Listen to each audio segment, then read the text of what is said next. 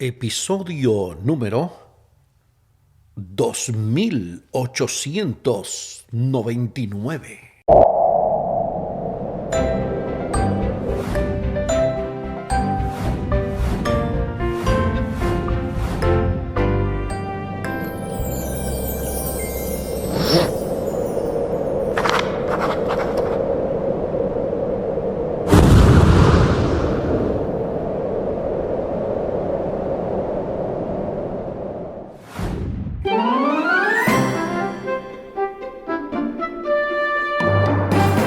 Amadas hermanas, amados hermanos, ¿qué tal? Bienvenidas, bienvenidos. Esto es Estudio Sistemático de la Biblia.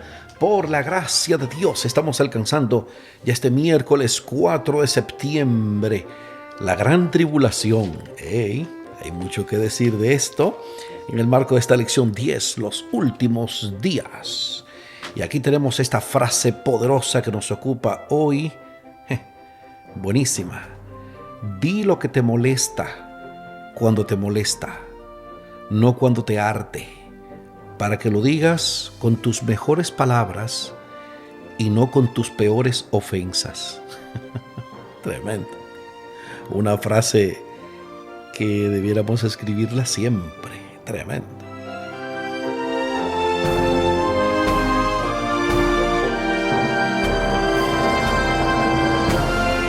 Omar Medina les acompaña. Tremenda declaración. ¡Wow! Di lo que te molesta cuando te molesta, no cuando te arte. Para que lo digas con tus mejores palabras y no con tus peores ofensas. O sea, cuando todavía la mecha no ha llegado al final. ¿Tú has oído eso de gente mecha corta? Quiere decir personas que son explosivas, que se ofenden fácilmente, que todo lo toman personal, que siempre creen que tienen la razón y que se enojan de cualquier detalle.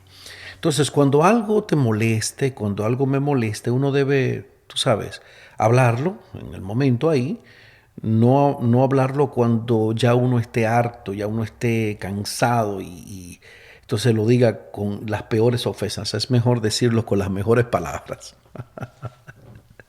Tremendo. Y ahí aplico lo de los 4 acuerdos del doctor Miguel Ruiz. Ese libro súper famoso, The Four Agreements, los 4 acuerdos. Obviamente un libro y los libros de él, hay leerlos como cuando se come pescado, cuidándose de las espinas, pero muy al punto esto de ser impecable con tus palabras, o sea, ser cuidadoso con lo que dices, no tomarte nada personal, no hacer suposiciones y hacer todo lo mejor que tú puedas. Tú ves. Entonces, esto se aplica básicamente a esa filosofía de vida de uno decir lo que a uno le molesta cuando a uno le molesta, tú sabes, ¿no? Cuando ya uno esté harto, cansado, para uno decirlo con sus mejores palabras y no con sus peores ofensas. Es autor pendiente esta frase, pero muy, muy, muy bonita. Son de esas frases que se explican solas de por sí. ¿Qué les parece? Lo que no puede explicarse solo es este tema de la gran tribulación, porque hay mucha confusión con eso de personas que estudian la escritura, no en el método de estudio correcto de que la Biblia sea su propio intérprete, de que un pasaje va explicando otro, de que un poquito aquí, un poquito allá. Tú sabes, el método historicista de la profecía, que es el adecuado para entender realmente el origen, desarrollo y final de la profecía y de la historia, porque esto de la gran tribulación, hay mucha confusión en eso, pero vamos a ver lo que dice la Biblia al respecto y por qué no puede sacarse del contexto de lo que se habla. Más adelante tendremos al Super Humberto, que viene con otra cátedra impresionante de este tema de la gran tribulación. Les invito para que hablemos con nuestro Dios en oración. Nuestro Dios, nuestro Padre, Señor, adoramos, glorificamos tu nombre. Eres nuestro soberano, nuestro sustentador, nuestro creador. Qué bueno es hablar contigo para agradecerte, Señor, esta linda oportunidad de estudiar tu palabra, de estar enfocados en este tema bíblico inagotable, que mientras más lo estudiamos, mejor lo comprendemos y que podamos mantener ese orden del que la Escritura habla, de los acontecimientos, para no generar confusión ni estar confundidos. Que tu Santo Espíritu nos ilumine ahora y que tu bendición sea sobre todos nuestros oyentes al dedicar este buen tiempo para estudiar las Escrituras. Lo suplicamos en el nombre glorioso de nuestro Señor Jesucristo. Amén, Señor. Amén.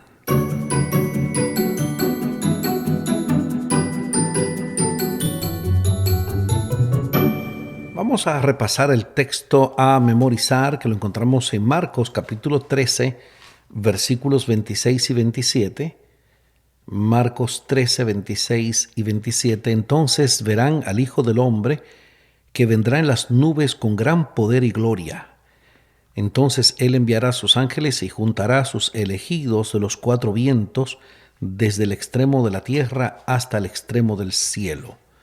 Marcos 13, 26 y 27. La gran tribulación. Vamos a la Biblia, vamos a enfocarnos en lo que enseña la palabra. Vamos a Marcos capítulo 13, versículo 19. ¿A qué se refiere este versículo? Marcos 13, 19 dice: porque aquellos días serán de tribulación, cual nunca ha habido desde el principio de la creación que Dios creó, hasta este tiempo, ni la habrá. Marcos 13, 19. Entonces, ¿a qué se refiere este versículo? Aquí respondí: aquellos días de tribulación como nunca antes. Esa fue la respuesta que puse, ¿no? Marcos 13, 14, que estudiamos recientemente, ¿verdad? Dice el versículo 14: pero cuando vean la abominación desoladora de que habló el profeta Daniel, puesta donde no debe estar, el que le entienda, entonces los que estén en Judea huyan a los montes. Esa declaración se refiere a la abominación asoladora o desoladora y es el eje alrededor del cual gira el capítulo. ¿Ok? Marcos 13, 19 que hemos leído marca también un punto de transición y se refiere a una gran tribulación sin precedentes desde la creación del mundo. Esto presagia una persecución más intensa que la ocurrida en ocasión de la caída de Jerusalén. Marcos 13, 19 cambia también al tiempo verbal futuro, señalando así hacia eventos cronológicamente distantes respecto de la época de Jesús. Como estudiábamos ayer, eso de Marcos 13, 14 refleja la profecía de Daniel 9, la gran persecución descrita aquí en Marcos 13, 19 al 23, se hace eco de las profecías de Daniel 7 y 8, donde el poder representado por el cuerno pequeño, que es el Vaticano, el Roma papal, persigue al pueblo de Dios durante tiempo, 2 tiempos y medio tiempo. Este periodo profético de 1260 días, equivalente a 1260 años literales, se extendió desde el año 538 de nuestra era hasta el año 1798. En ese año, 1798, Napoleón envió a su general para encarcelar al Papa. Durante este periodo de 1260 años, el poder simbolizado por el cuerno pequeño, o sea, el papado, el Vaticano, persiguió y mató a quienes no estaban de acuerdo con su sistema de gobierno eclesiástico.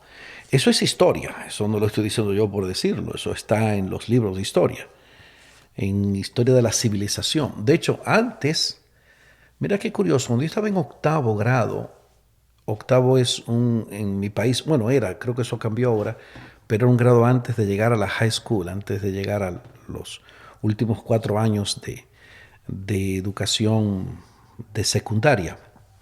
Había un libro llamado Historia de la Civilización que me encantaba, Me encantaba porque yo tenía un año de bautizado y me encantaba leer porque ahí hablaba de la Inquisición, hablaba de ese dominio de la Iglesia Católica en la Edad Media y todo eso.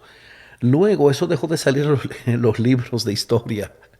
En algunos libros, obviamente, deben conservarse donde se cuenta eso realmente.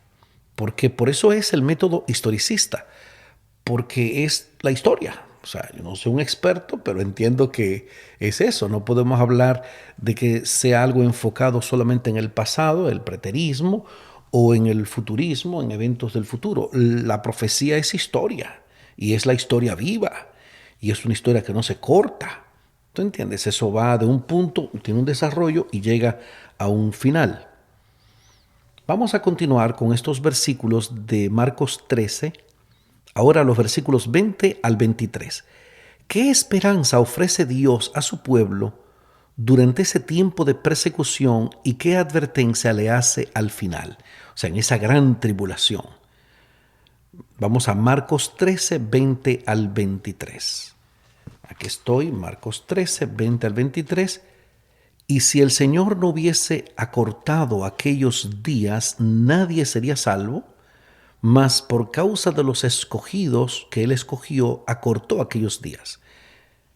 Entonces, si algunos dijeren, miren, aquí está el Cristo, o miren, allí está, no le crean, porque se levantarán falsos cristos y falsos profetas, y harán señales y prodigios para engañar, si fuese posible, aún a los escogidos.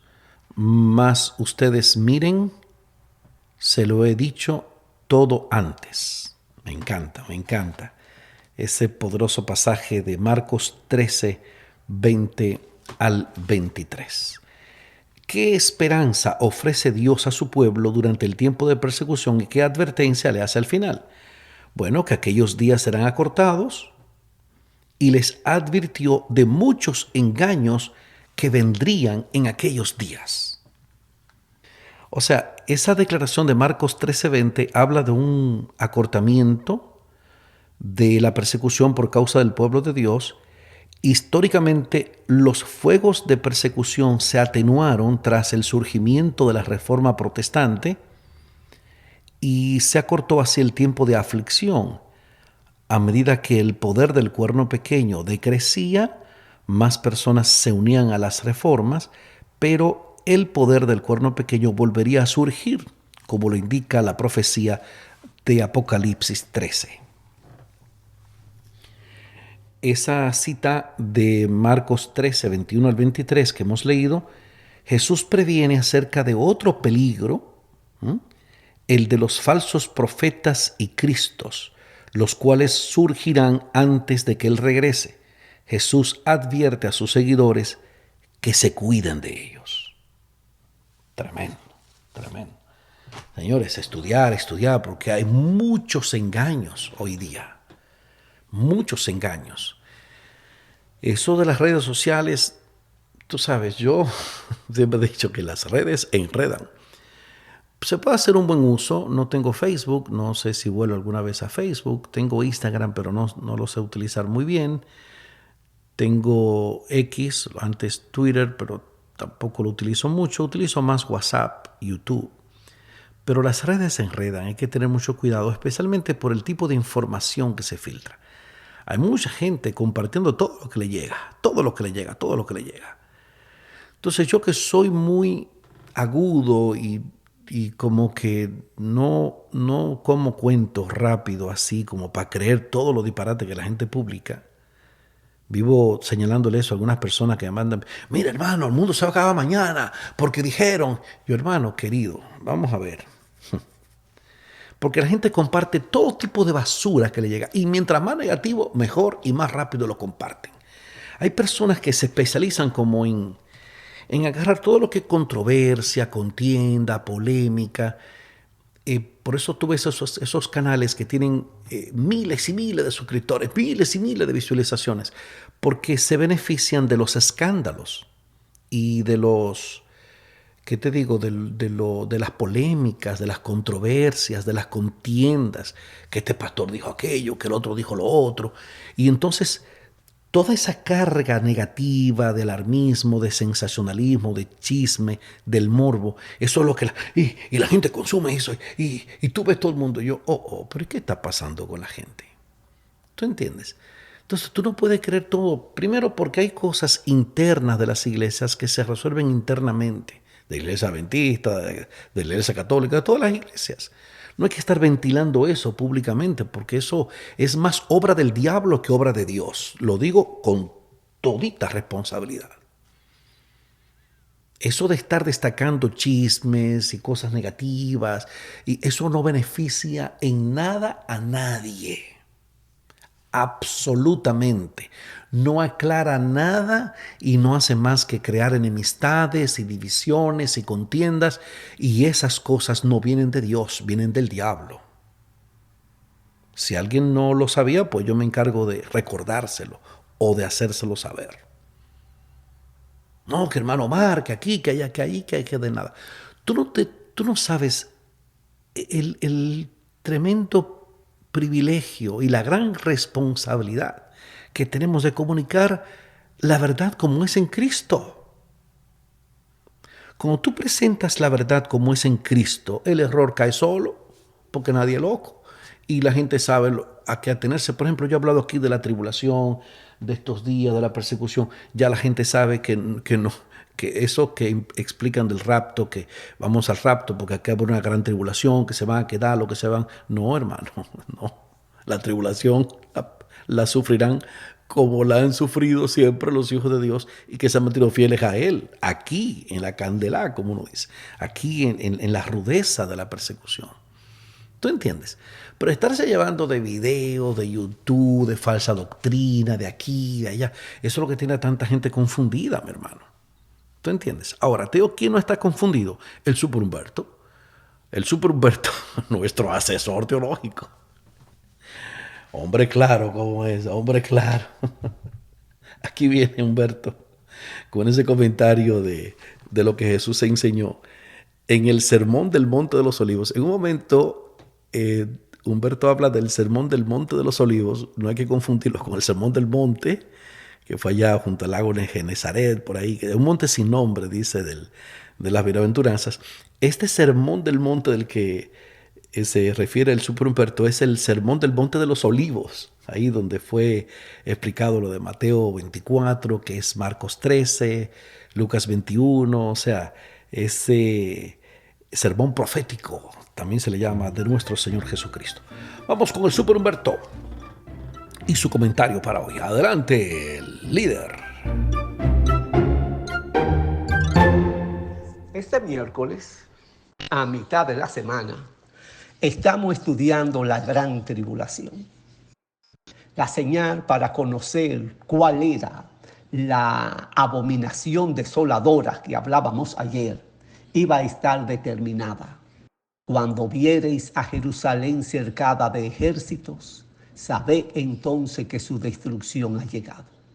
Por lo que escribiera Josefo y Tácito, en los cuales encontramos los relatos de la guerra y campaña en Palestina, vemos que esto está en concordancia con el Sermón del Monte de los Olivos. Ernesto Renan, en su obra El Anticristo, es el autor que a nuestro entender concilia los escritos sagrados con los dichos de los historiadores. Cuando Judea era un barril de pólvora, se mandó a sofocar la rebelión judía a un delegado imperial, el cual fue completamente derrotado por los exaltados fanáticos. Ante este triunfo, los judíos se envalentonaron y se prepararon para hacer una mayor resistencia. Fue entonces cuando comenzaron a emigrar de Jerusalén la mayoría, por no decir todos los doctores de la ley y los fariseos, y se radicaron en Jania. Los herodianos se fueron con los derrotados romanos. Otros eran de la opinión que tenían que someterse a los romanos, mientras otros, los cuales eran influyentes, se declararon independientes. Fue en este entonces que el prefecto de Galilea, que luego sería el historiador Flavio Josefo. Esto está sucediendo en el año 67 de nuestra era, que el ejército romano se puso en marcha siendo dirigido por Vespasiano. El primer territorio en caer en manos romanas fue Galilea, donde se dio inicio a una carnicería. Luego cayeron Tiberias, Tariqueas y Gamala. El lago de Galilea se cubrió de cadáveres al paso del ejército, que era en realidad la desolación asoladora. En el año 67, más probablemente, que los cristianos cruzaron el lago en cumplimiento a los dichos por Jesús. Esto lo decimos porque antes del año 70 los cristianos habían dejado Jerusalén y habían huido al otro lado del Jordán, a las ciudades de Exitopolis y también a la ciudad de Pella, siendo esta última la más conveniente, por estar ubicada, Pellas, en Decápolis. Se dice que un ángel del Señor fue el que les reveló a los dirigentes de la iglesia el momento de la huida. Eusebio, el historiador cristiano, dice que los dirigentes cristianos tenían unas indicaciones más amplias que la contenida en el sermón del Señor en el Monte de los Olivos tocante a su escapada. Jesús, en este sermón, que no es más que una advertencia, les indica que ellos deben apresurarse en su escapada cuando vean las señales del fin de la nación. El Señor le insta a que oren para que esto no acontezca en invierno ni en el día del sábado. La ciudad ya no contaba con alimentos a la hora de llegar Vespasiano y Tito, y las madres llegaron a comerse a sus propios hijos. Las enfermedades azotaron con furor, la desesperación hizo su nido en la ciudad santa. Los que no fueron vendidos como esclavos fueron unos 197,000. Era por esa razón que tenían que pedirle al Señor que acortara aquellos días para que alguien pudiera vivir y contar lo que estaba sucediendo. Sobre la destrucción del templo, Tácito dice que Tito mandó a que se incendiara. Por otra parte, y contradiciendo al latino, Josefo cuenta que Tito le impidió que los soldados la incendiaran. Lo que no es una casualidad es lo que escribe Josefo en su Guerra de los Judíos en el libro 7, en el capítulo 1. César dio orden de que ahora se demoliera toda la ciudad y el templo, y ahí cierro la comilla. La palabra del Señor tenía que cumplirse y se cumplió. El maestro dijo que ha de venir de nuevo a rescatar a su pueblo. En el anterior se ha cumplido todos sus dichos. Tenemos por delante nuestro rescate.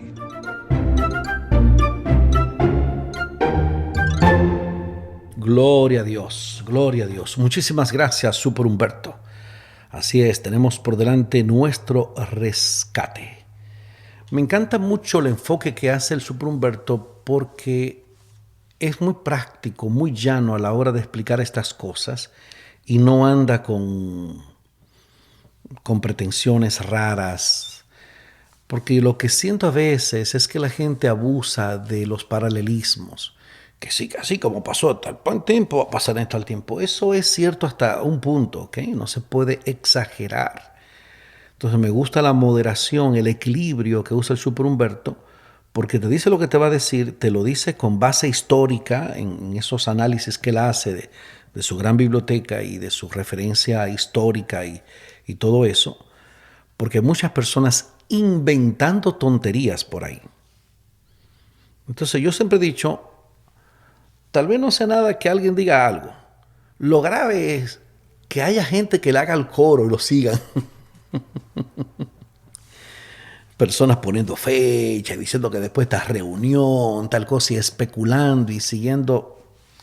Bueno, tengo pendiente lo de la cita, creo que va a ser mañana, una cita que hay de que los que siguen esas teorías deben ser convertidos. Una declaración de la sierva de Dios, Elena G. de White, hablando sobre eso, porque eso no es nada nuevo, especialmente dentro del seno adventista. O sea, de los 161 años que tenemos como iglesia adventista, todo este siglo y medio y más ha sido trabajando con ese tipo de personas extremas en sus pensamientos, en sus posiciones. Por eso cuando la gente acude a esas recomendaciones que hago de mensajes selectos, tomo uno, hay 7 capítulos ahí que son 7 misiles. Alguna vez quiero grabarlos en mi voz. Bueno, yo tengo ya un capítulo hecho en mi voz, que es el capítulo 23. Cuídense de fijar fechas. Pero comienza esa sección 4 de mensajes selectos, tomo 1, comienza en esa unidad o sección 4 con el capítulo 19, qué predicar y qué no predicar. ¿Ok? Luego está el capítulo 20, el capítulo 21, que es enseñanzas fantásticas y especulativas, buenísimo. Capítulo 22, el peligro de los extremismos. Capítulo 23, cuídense de fijar fechas. O sea, eso es un material. Va desde el capítulo 19 hasta el capítulo 25. Son 7 misiles, yo le llamo, para destruir todo este tipo de teoría conspirativa, especulaciones, que quieren envenenar al mundo, que van a reducir la población. Todo ese tipo de cosas que la gente pierde su tiempo y su esfuerzo y pierden amistades y todo por esas cosas. Tienen el derecho, como digo, de decir lo que quieran. Lo grave es que quieren hacerte, pero te meten por la cabeza a la mala, que tú tienes que creer como ellos creen, si no tú estás perdido. Y así no, ¿qué pasa? A mí, ven acá. Cuando Jesús advirtió sobre los falsos cristos, su movimiento había recién comenzado. Sin embargo, fue capaz entonces de hacer una predicción tan asombrosa que se ha hecho realidad aún hoy. Hay personas que afirman ser Jesús. ¿Cómo debería el cumplimiento de esta predicción aumentar nuestra confianza en la palabra de Dios? ¿Cómo debería el cumplimiento de esta predicción aumentar nuestra confianza en la palabra de Dios? Aquí escribí claro que ya estaba predicho y ha sucedido con una precisión matemática. Por supuesto, eso nos da una gran seguridad de que vamos en el rumbo correcto. ¿De que vamos dónde, mi hermano? En el rumbo correcto. Entonces esto lo decimos lo hacemos no para sustituir el estudio o la devoción personal de cada quien, es como un complemento, como una ayuda, como un auxilio, una motivación, yo diría, para que ustedes estudien por ustedes mismos, lean, se empapen de estas cosas, no se dejen engañar, hay muchos engaños por ahí. Tenemos la palabra profética más segura, que es la Escritura. Por ahí escuché a alguien decir que era el espíritu de profecía. No es el espíritu de profecía, esa es la luz menor. Eso nunca en la vida va a sustituir, ni pretendió sustituir jamás la Biblia. ¿Ok? Yo soy apegadísimo a los testimonios, pero la palabra de Dios es la palabra de Dios. No nos llamemos a confusión con eso. ¿Qué te parece? Espero que te parezca bien, porque aquí el tiempo se acabó.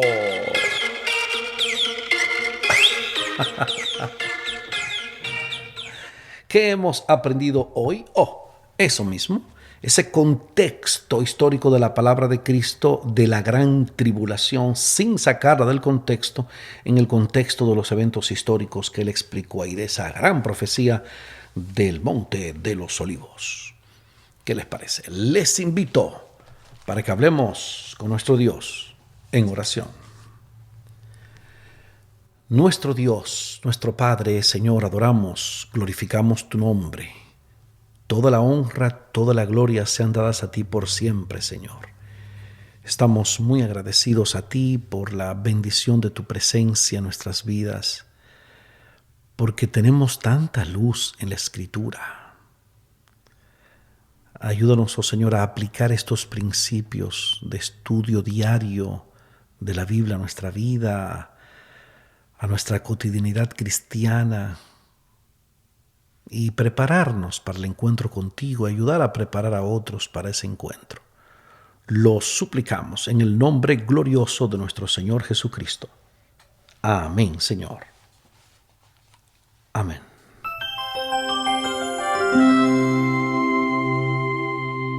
No se pierda para mañana jueves, Dios mediante, la venida del Hijo del Hombre. Ay, ay, ay. En el episodio 2900. Vamos avanzando hasta que Dios quiera. ¿Qué les parece? Omar Medina les agradece la fina gentileza de la atención dispensada. Muchas gracias a la gente que ha estado comunicándose con nosotros, muchas personas interesadas en esos 2 capítulos del conflicto de los siglos, capítulo 1, capítulo 2, que tenemos hecho nuestra voz, hasta en verso cayó. No pude seguir con ese proyecto porque demanda mucho tiempo. Orar, como he dicho, mi idea es esa, al parecer no se va a hacer por ahora, porque ya debo comenzar a producir un trabajo regular que ojalá y me permita seguir con este programa, porque el detalle es que algunos trabajos son muy complicados, con un tiempo muy comprometido de viajes y eso, y no siempre será posible grabar estas cosas. Así que lo que anhelo es eso, de que esto no se interrumpa y siga. Y gracias al pastor Polanco que nos ayuda con una semana siempre, en casi 2 años que tenemos en esta sociedad de hacer este programa estudio sistemático de la Biblia. Ánimo contra el miedo. Recuerden el contacto vía WhatsApp +1 484 838 8989. +1 484 838 8989. Ahora sí, ánimo contra el miedo. Un día más para la esperanza, un día menos para el dolor. Hay paz. Dale. Hay paz.